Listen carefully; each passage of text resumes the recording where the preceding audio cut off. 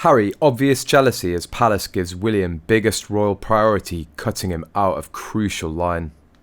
Prince Harry was allegedly paranoid about his staff at Buckingham Palace when he first began dating Meghan Markle. The claim was made by royal author Valentine Lowe, who's written a new book titled Courtiers: The Hidden Power Behind the Crown. Lowe alleged that the Duke of Sussex became increasingly distrusting of Palace staff and had this obsession with the media. Royal expert Kinsey Schofield told that the youngest son of King Charles III has always been suspicious of Palace staff due to his position in the line of succession. Harry is fifth in line to the throne and has been coined the spare by the press. His older brother Prince William is first in line, followed by his three children, Prince George, Princess Charlotte and Prince Louis. I've been told that ever since Harry was a teenager, the palace prioritised Prince William's reputation over Prince Harry's, Schofield explained. For instance, there's a story about a paper calling the palace communications team for comment on a negative William story. The palace's strategy was to offer up a negative Harry story to kill the William story from running. I don't know how often this strategy was utilised, but I have heard from a former employee that this happened, of course. The palace is going to do everything it can to protect the heir. The Prince and Princess of Wales are the future and the priority, shared Schofield, referring to William and his wife Kate Middleton.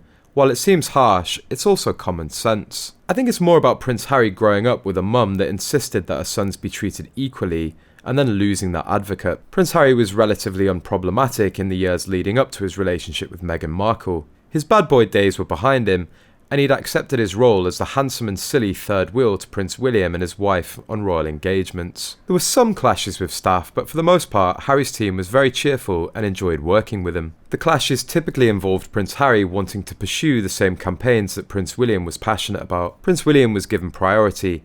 I think the staff were so taken aback about how assertive Meghan Markle was immediately. No honeymoon period there. But behind the scenes, Harry had been venting his frustrations to Meghan, and now she was here to steer the ship. For years, Harry's paranoia allegedly led him to bombarding the staff with questions. It was a constant test of loyalty.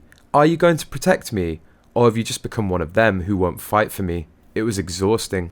His mistrust of the courtiers in the other households, the constant loyalty tests of his own staff, all of this was there before Meghan arrived on the scene. Prince Harry and Prince William have both spoken about their mental health throughout their lives, with the Prince of Wales recently making a remark about the subtle changes and how your mental health copes in relation to these. Royal editor Charlotte Griffiths discussed how Prince William's mental health was affected after Harry's decision to leave the firm. Very interesting, William alluded to subtle changes and how your mental health copes with sudden changes. So people assume that he meant the death of his mother and of course the Harry thing.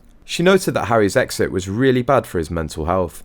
This is because he's lost his best friend and his brother-in-arms. Speaking of Harry, she said that he takes up so much airspace talking about his mental, but we sort of forget about William.